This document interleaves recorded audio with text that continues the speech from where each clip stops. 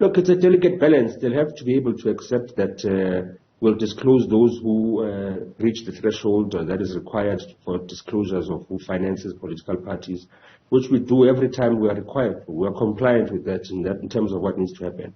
But those who want to fund the EFF and don't want to expose themselves to what may be victimization must also be respected. So we must be able to respect that there are those who want political transparency regarding the financial affairs of the political strata in South Africa, and there are those who still want to make contributions to the EFF, but remain with some level of independence and ability to operate whenever they need to operate without being bullied.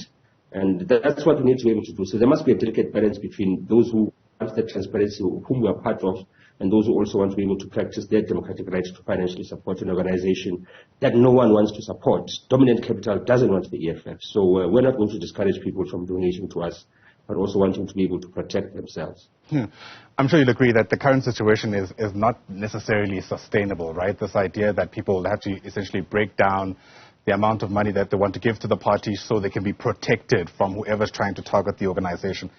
The obvious question is, what happens in the long term, right? Unless this is like the long-term plan from the EFF.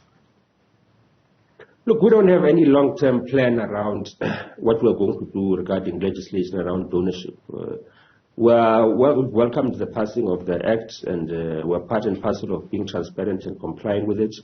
And as the democratic project in South Africa goes, we're going to, of course, be part and parcel of exploring ways as to how to manage transparency, how to manage the sustainability of political parties through donorship methods, and how we can ensure that those who want to donate to political parties are not victimized. So the political climate in South Africa is one where, unfortunately, there are those fears that people can't donate without having their interests in the business or private sector undermined by those who utilize the state power they have now to dominate the political and economic terrain. So we don't have any long-term plans in that regard, but of course it's a developing democracy, and of course there'll be developing interactions regarding the relationship between capital and political parties in South Africa.